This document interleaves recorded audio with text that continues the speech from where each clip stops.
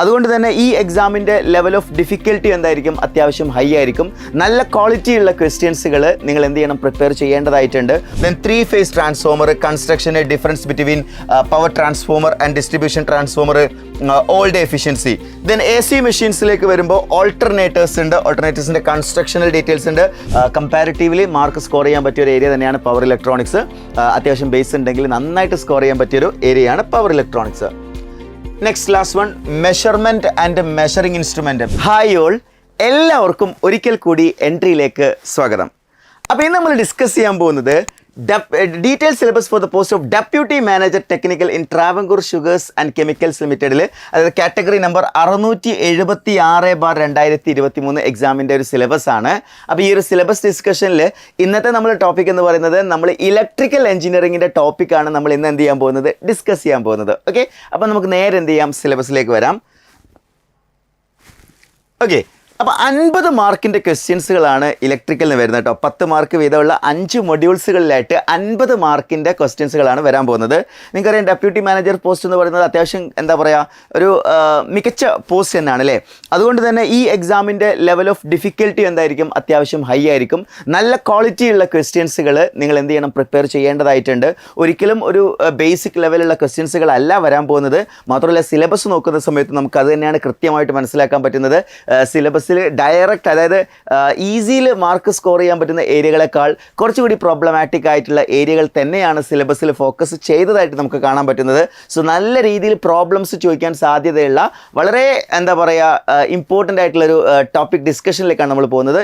ഒരുപാട് പ്രോബ്ലമാറ്റിക് ആയിട്ടുള്ള ക്വസ്റ്റ്യൻസുകൾ ഈ ഒരു ഏരിയയിൽ നിന്ന് ചോദിക്കാൻ സാധ്യതയുണ്ട്. സോ നമുക്ക് ആദ്യത്തെ മൊഡ്യൂളിലേക്ക് വരികയാണെങ്കിൽ ഇലക്ട്രിക് സർക്യൂട്ടാണ്. സോ ഇലക്ട്രിക് സർക്യൂട്ടിൽ നോർമലി ഈ ഇലക്ട്രിക് സർക്യൂട്ട് എന്ന് പറയുന്ന ടോപ്പിക്കിൻ്റെ അണ്ടറിൽ തന്നെയാണ് ഇവർ എന്ത് ചെയ്തിട്ടുള്ളത്? AC ഫണ്ടമെൻ്റൽസും ഇൻക്ലൂഡ് ചെയ്തിട്ടുള്ളത്. അപ്പോൾ നമ്മൾ സിലബസിൽ വരുന്നത് കിർച്ചോഫ് ലോസ് വരുന്നുണ്ട്, കിർച്ചോഫ് കറണ്ട് ലോ, അതേപോലെ തന്നെ വോൾട്ടേജ് ലോ വരുന്നുണ്ട്. ദെൻ സ്റ്റാർ ഡെൽറ്റ ട്രാൻസ്ഫോർമേഷൻ നമുക്ക് അവിടെ വരുന്നുണ്ട്. Then analysis of coupled circuit, അതിൽ ഡോട്ട് പൊളാരിറ്റി കൺവെൻഷൻ പഠിക്കാനുണ്ട്. Sinusoidal steady state analysis of coupled circuit പഠിക്കാനുണ്ട്. ഇനി ഓൾട്ടർനേറ്റിംഗ്, ഞാൻ പറഞ്ഞു ഇതേ മൊഡ്യൂളിൻ്റെ അണ്ടറിൽ തന്നെയാണ് ഓൾട്ടർനേറ്റിംഗ് വോൾട്ടേജസും വന്നിട്ടുള്ളത്. So alternating voltages and current വന്നിട്ടുണ്ട്. അതിൽ RMS value, average value, peak factor, form factor, അങ്ങനെ ഡിഫറെൻറ്റ് ഫാക്ടേഴ്സ് ഇല്ലേ.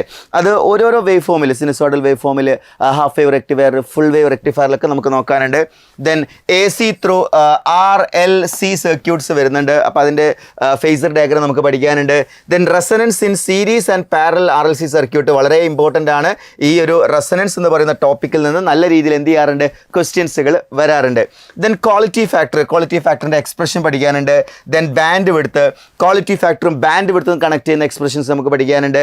Then node and mesh analysis. അപ്പോൾ ഇതിൽ സിനുസോയിഡൽ സ്റ്റഡി സ്റ്റേറ്റ് അനാലിസിസ് വരുന്നുണ്ട്. ഡിഫറെൻറ്റ് തിയറംസ്, അതായത് Thevenin, Norton, superposition, maximum power transfer theorem, അതേപോലെ transient response of DC and AC വരുന്നുണ്ട്. Then AC നെറ്റ്വർക്ക്സിൽ 2 port നെറ്റ്വർക്കും 3 phase സർക്യൂട്ട്സ് എന്ത് ചെയ്യുന്നുണ്ട്? ഇവിടെ വരുന്നുണ്ട്. അപ്പോൾ ഈ മൊഡ്യൂള് ജസ്റ്റ് ഇലക്ട്രിക് സർക്യൂട്ട് എന്ന് പറയുന്ന മൊഡ്യൂൾ 10 മാർക്സ് ക്വസ്റ്റ്യൻസ് ആണെങ്കിലും അത്യാവശ്യം നല്ല ഡെപ്തിൽ നല്ല ന്യൂമറിക്കൽ ക്വസ്റ്റ്യൻസുകൾ വരാൻ സാധ്യതയുള്ള ഒരു ഏരിയ തന്നെയാണ് ഈ ഒരു ഏരിയ. അപ്പോൾ നന്നായിട്ട് പഠിക്കുക. ഒരേപോലെ തിയറിക്കും പ്രോബ്ലത്തിനും പ്രാധാന്യമുള്ള ഒരു ഏരിയ തന്നെയാണ് ഈ മൊഡ്യൂൾ. 10 മാർക്സ് ആണ് ഈ ഒരു മൊഡ്യൂളുള്ളത്. ഓക്കെ, സോ നമുക്ക് നെക്സ്റ്റ് മൊഡ്യൂളിലേക്ക് വരികയാണെങ്കിൽ DC ജനറേറ്റർ 10 മാർക്സ് എന്ന് കേൾക്കുമ്പോൾ നമ്മൾ വിചാരിക്കും DC മെഷീൻസ് മാത്രമേ പഠിക്കാനുള്ളൂ. സിലബസിൽ കഴിഞ്ഞ റീസെൻ്റ് ആയിട്ട് നടന്ന കേരള PSC ഇലക്ട്രിക്കൽ എക്സാംസിലൊക്കെ സിലബസിൽ അവർ DC ജനറേറ്റർ എന്നാണ് കൊടുക്കുന്നത്. ഒരിക്കലും DC ജനറേറ്റർ മാത്രമല്ല ആ ടോപ്പിക്കിൻ്റെ അണ്ടറിൽ വരുന്നത്. ആക്ച്വലി അത് മെഷീൻസ് ആണ്.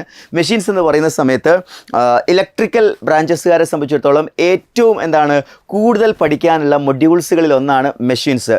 ഒന്നിലധികം സെമസ്റ്റേഴ്സിലായിട്ട് ഡീറ്റെയിൽഡ് ആയിട്ട് പഠിക്കുന്ന ടോപ്പിക്കാണ് മെഷീൻസിലുള്ളത്. സോ മെഷീൻസിൽ എന്തെല്ലാം കാര്യങ്ങൾ വരുന്നുണ്ട് നോക്കാം. അതിൽ കൺസ്ട്രക്ഷൻ ഡീറ്റെയിൽസ് വരുന്നുണ്ട്, working principle, types of DC generators, EMF equation, അതേപോലെ power stages, condition for maximum efficiency. കണ്ടീഷനൊക്കെ ഓർമ്മ ഉണ്ടല്ലോ, കണ്ടീഷൻ ഫോർ മാക്സിമം എഫിഷ്യൻസി ഒക്കെ ഓർമ്മയിൽ വരുന്നുണ്ടോ? യെസ്. അതേപോലെ തന്നെ DC മോട്ടറും വരുന്നുണ്ട്. അപ്പോൾ നമ്മൾ DC ജനറേറ്റർ മാത്രമല്ല DC മോട്ടർ വരുന്നുണ്ട്, AC മെഷീൻസും എല്ലാം ഇതിൽ എന്ത് ചെയ്യുന്നുണ്ട്? വരുന്നുണ്ട്. ട്രാൻസ്ഫോമേഴ്സും വരുന്നുണ്ട് കേട്ടോ. അപ്പോൾ ഇതിൽ armature control and field control, then single phase transformer, working principle, equivalent circuit, losses in transformer വളരെ ഇമ്പോർട്ടൻ്റ് ആണ്, ക്വസ്റ്റ്യൻസ് വരാൻ സാധ്യതയുണ്ട്. അതേപോലെ conditions for maximum efficiency, then 3 phase transformer, കൺസ്ട്രക്ഷന് difference between power transformer and distribution transformer, all day efficiency. Then A C മെഷീൻസിലേക്ക് വരുമ്പോൾ alternators ഉണ്ട്, ഓൾട്ടർനേറ്റേഴ്സിൻ്റെ കൺസ്ട്രക്ഷണൽ ഡീറ്റെയിൽസ് ഉണ്ട്, performance, regulation and parallel operation of generators വരുന്നുണ്ട്. ദെൻ സിങ്ക്രണസ് മോട്ടോർ വരുന്നുണ്ട്, അതിൻ്റെ starting methods, synchronous condenser വരുന്നുണ്ട്, 3 phase induction motor, working principle, constructional details, slip, torque and current ഇക്വേഷൻസുകൾ പഠിക്കാനുണ്ട്. ദെൻ വളരെ ഇമ്പോർട്ടൻ്റ് ആയിട്ടുള്ള ടോർക്ക് സ്പീഡ് കർവ് വരുന്നുണ്ട്, സ്റ്റാർട്ടിംഗ് ആൻഡ് സ്പീഡ് കൺട്രോൾ വരുന്നുണ്ട്, സിംഗിൾ ഫേസ് ഇൻഡക്ഷൻ മോട്ടോഴ്സും വരുന്നുണ്ട്. എന്ന് വെച്ചാൽ മെഷീൻസിലുള്ള എല്ലാ ടോപ്പിക്കുകളും എവിടെയും കവർ ആകുന്നുണ്ട്. ഈ ഒരു DC ജനറേറ്റർ എന്ന് പറയുന്ന മൊഡ്യൂൾ നമുക്ക് കാണാൻ പറ്റുന്നുണ്ട് അല്ലേ. യെസ്. Next power system. ശരിക്കും പവർ സിസ്റ്റത്തിൽ ഇവിടെ പവർ സിസ്റ്റം പ്രൊട്ടക്ഷനും വന്നിട്ടുണ്ട്, അതേപോലെ തന്നെ അഡ്വാൻസ്ഡ് ആയിട്ടുള്ള പവർ സിസ്റ്റം അനാലിസിസ് എന്ന് പറയുന്ന ടോപ്പിക്കിൽ നമ്മൾ പഠിക്കുന്ന ഒരു ടോപ്പിക്കുമാണ് വന്നിട്ടുള്ളത്. അതായത് പവർ സിസ്റ്റത്തിൻ്റെ ഒരു അഡ്വാൻസ്ഡ് ടോപ്പിക്ക് തന്നെയാണ് ഇവിടെ പവർ സിസ്റ്റത്തിൽ ഇൻക്ലൂഡ് ചെയ്തിട്ടുള്ളത്. നോർമലി വരാറുള്ള ഒരു പവർ സിസ്റ്റം ടോപ്പിക്സുകളല്ല, കുറച്ച് അഡ്വാൻസ്ഡ് പവർ സിസ്റ്റം ടോപ്പിക്കുകളാണ് ഇവിടെ വന്നിട്ടുള്ളത്. അപ്പോൾ അതിൽ തന്നെ സ്റ്റാർട്ടിങ്ങിനെ നോക്കുകയാണെങ്കിൽ നോർമലി പവർ സിസ്റ്റത്തിൽ ജനറേഷനും ട്രാൻസ്മിഷനും ഡിസ്ട്രിബ്യൂഷനും ഒക്കെ ഉണ്ടാവാറുണ്ടെങ്കിൽ ഇവിടെ നേരെ വന്നിരിക്കുന്നത് ലൈൻ പാരാമീറ്റേഴ്സ്, അതിൽ resistance, inductance and capacitance, then insulators വന്നിട്ടുണ്ട്, സ്ട്രിങ് എഫിഷ്യൻസി, കൊറോണയൊക്കെ വന്നിട്ടുണ്ട്. പ്രൊട്ടക്ഷനിലാണെങ്കിൽ circuit breakers rating, SF6 circuit breaker വന്നിട്ടുണ്ട്. അത് മാത്രമേ എന്ത് ചെയ്തിട്ടുള്ളൂ, ഇപ്പോൾ മെൻഷൻ ചെയ്തിട്ടുള്ളൂ. മറ്റ് സർക്യൂട്ട് ബ്രേക്കേഴ്സുകൾ നമുക്ക് എന്ത് ചെയ്യാനുണ്ടാവും, പഠിക്കാനുണ്ടാവും അല്ലേ. ദെൻ റിലേസ് ടൈപ്സ് വന്നിട്ടുണ്ട്. ദെൻ പവർ സിസ്റ്റം അനാലിസിസിലേക്കാണ് പോകുന്നത്. Per unit quantities, symmetrical components, symmetrical and unsymmetrical fault പഠിക്കാനുണ്ട്. അതേപോലെ നമ്മൾ ഡിഫറെൻറ്റ് ടൈപ്സ് ഓഫ് ഫോൾട്ട് പഠിച്ചിട്ടില്ല, LL ഫോൾട്ട്, LLG ഫോൾട്ട്, അതൊക്കെ നമ്മൾ പഠിക്കാനുണ്ട്. അതേപോലെ പവർ സിസ്റ്റം സ്റ്റെബിലിറ്റി പഠിക്കാനുണ്ട്, steady state, dynamic and transient stability and power angle curve. So power സിസ്റ്റത്തിലുള്ള ഈ ടോപ്പിക്കുകളൊക്കെ അത്യാവശ്യം നല്ല ഡെപ്ത് ഉള്ള ടോപ്പിക്കുകളാണ്. ബട്ട് നമ്മൾ സിലബസ് ഓറിയൻറ്റഡ് ആയിട്ട് തന്നെ പഠിക്കുകയാണെങ്കിൽ നമുക്ക് ബുദ്ധിമുട്ടില്ലാണ്ട് എന്ത് ചെയ്യാം, ക്രാക്ക് ചെയ്യാം. ശരിക്കും പവർ സിസ്റ്റം വളരെ വാസ്റ്റ് ആയിട്ടുള്ള സിലബസ് ആണുള്ളത്. പക്ഷേ അവരിവിടെ എന്ത് ചെയ്തിട്ടുണ്ട്, ആ ഒരു ടോപ്പിക്കിനെ വളരെ എന്ത് ചെയ്തിട്ടുണ്ട്, ഏറ്റവും മിനിമൽ ആയിട്ടുള്ള ടോപ്പിക്കാണ്. ബട്ട് എടുത്തിരിക്കുന്ന ടോപ്പിക്കൊക്കെ എന്താണ്, അഡ്വാൻസ്ഡ് ആയിട്ടുള്ള ടോപ്പിക്കാണ് എന്നുള്ള കാര്യം ഓർത്തിരിക്കുക. യെസ്. നെക്സ്റ്റ് പവർ ഇലക്ട്രോണിക്സ് ആണ്. പവർ ഇലക്ട്രോണിക്സിലും 10 മാർക്സ് ആണ് വന്നിരിക്കുന്നത്. പവർ ഇലക്ട്രോണിക്സിൽ 10 മാർക്സ് ഉണ്ട്. അഗെയിൻ പവർ ഇലക്ട്രോണിക്സിൽ അത്യാവശ്യം നന്നായിട്ട് എന്താണ് ടോപ്പിക്കുകൾ വന്നിട്ടുണ്ട്. SCR, അതിൻ്റെ സ്ട്രക്ചർ, അതൊക്കെ ബേസിക് ആയിട്ടുള്ള കാര്യങ്ങളാണ് അല്ലേ. സ്ട്രക്ചർ, സ്റ്റാറ്റിക് ക്യാരക്ടറിസ്റ്റിക്സ്, അതേപോലെ fully controlled and half controlled bridge rectifier with RL and RLE loads വരുന്നുണ്ട്. Then voltage source inverters include ചെയ്തിട്ടുണ്ട്. വോൾട്ടേജ് സോഴ്സ് ഇൻവേർട്ടേഴ്സ് VSI, അത് സിംഗിൾ ഫേസ് ഹാഫ് ബ്രിഡ്ജും ഉണ്ട്, അതേപോലെ full bridge inverters with R and RL loads ഉണ്ട്. Pulse width modulation, single quadrant, 2 quadrant and 4 quadrant choppers ഉണ്ട്. Operational amplifiers ഉണ്ട്, ഓപ്പാമ്പിൻ്റെ ടോപ്പിക്കും വരുന്നുണ്ട്. ദെൻ ഫണ്ടമെൻ്റൽ ഡിഫറൻഷ്യൽ ആംപ്ലിഫയർ വരുന്നുണ്ട്. Modes of operation, properties of ideal and practical op amp, gain, CMMR, slew rate തുടങ്ങിയ ടോപ്പിക്കുകൾ എവിടെ വരുന്നുണ്ട്, ഈ ഒരു മൊഡ്യൂളിൻ്റെ അണ്ടറിൽ വരുന്നുണ്ട്. കമ്പാരിറ്റീവ്ലി മാർക്ക് സ്കോർ ചെയ്യാൻ പറ്റിയ ഒരു ഏരിയ തന്നെയാണ് പവർ ഇലക്ട്രോണിക്സ്. അത്യാവശ്യം ബേസ് ഉണ്ടെങ്കിൽ നന്നായിട്ട് സ്കോർ ചെയ്യാൻ പറ്റിയൊരു ഏരിയയാണ് പവർ ഇലക്ട്രോണിക്സ്.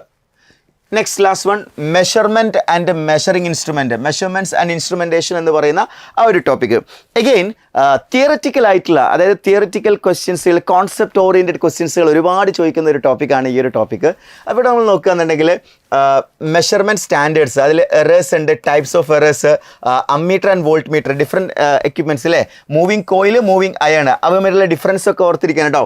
അതേപോലെ measurement of power, dynamometer type, watt meter, construction and working പഠിക്കാനുണ്ട്. ദെൻ 3 phase പവർ മെഷർമെൻറ്റ് പഠിക്കാനുണ്ട്, മെഷർമെൻറ്റ് ഓഫ് എനർജി പഠിക്കാനുണ്ട്, സിംഗിൾ ഫേസ് എനർജി മീറ്റർ പഠിക്കാനുണ്ട്, construction and working, then oscilloscope, principle of operation of general principle and operation പഠിക്കാനുണ്ട്. Then purpose of CRO പഠിക്കാനുണ്ട്. Then basics of vertical and horizontal deflection system പഠിക്കാനുണ്ട്. LVDT, അതായത് സെൻസേഴ്സിനെ കുറിച്ചുള്ളതാണ്. Angular displacement transducers പഠിക്കാനുണ്ട്. Whole effect transducers എന്ത് ചെയ്യാനുണ്ട്, പഠിക്കാനുണ്ട്. So ഇത്രയാണ് എന്ത് ചെയ്യുന്നത്, മെഷർമെൻറ്റ്സ് ആൻഡ് ഇൻസ്ട്രുമെൻറ്റേഷൻ എന്ന് പറയുന്ന ഈ ഒരു മൊഡ്യൂളിൽ നമുക്ക് പഠിക്കാനുള്ളത്. അങ്ങനെ 5 മൊഡ്യൂളുകളിലായിട്ട് 50 മാർക്കിൻ്റെ ക്വസ്റ്റ്യൻസ് ആണ്. ഈ മൊഡ്യൂൾസിൽ നിങ്ങൾക്ക് എളുപ്പത്തിൽ സ്കോർ ചെയ്യാൻ പറ്റിയ ഒരു മൊഡ്യൂൾ തന്നെയാണ് ഈ മെഷർമെൻറ്റ് ആൻഡ് ഇൻസ്ട്രുമെൻറ്റേഷൻ എന്ന് പറയുന്നത്. പറയുന്ന ടോപ്പിക്ക്. ഇവിടെ ന്യൂമറിക്കൽ ക്വസ്റ്റ്യൻസുകൾ കുറവായിരിക്കും. പവർ സിസ്റ്റം നന്നായിട്ട് അഡ്വാൻസ്ഡ് ആയിട്ടുള്ള ടോപ്പിക്കാണ്, പക്ഷേ ടോപ്പിക് വൈസ് കുറവാണ്. ദെൻ ഇലക്ട്രിക് സർക്യൂട്ടിൽ അത്യാവശ്യം നല്ല രീതിയിൽ എന്ത് ചെയ്യുന്നുണ്ട്, ക്വസ്റ്റ്യൻസുകൾ വരുന്നുണ്ട്. അപ്പോൾ ഈ 5 മൊഡ്യൂൾസിൽ നിന്നാണ് 50 മാർക്ക് സ്കോർ ചെയ്യേണ്ടത്. സോ ഇത് നിങ്ങൾക്ക് എല്ലാവർക്കും അറിയാം, ഈ എക്സാമിൻ്റെ പോസ്റ്റുകളുടെ എണ്ണം വളരെ കുറവായിരിക്കും. അതുകൊണ്ട് എല്ലാ ടോപ്പിക്കും വളരെ ഡെപ്തിൽ തന്നെ പഠിക്കേണ്ടതായിട്ടുണ്ട്. ഓരോ മാർക്കോ എന്താണ് ഇതിൽ അത്രയും ക്രൂഷ്യലാണ്, ക്രിട്ടിക്കലാണ്. സോ നന്നായിട്ട് പഠിച്ച് നല്ല മാർക്ക് നിങ്ങൾ സ്കോർ ചെയ്യണം. Okay, so that's all for today. Thank you.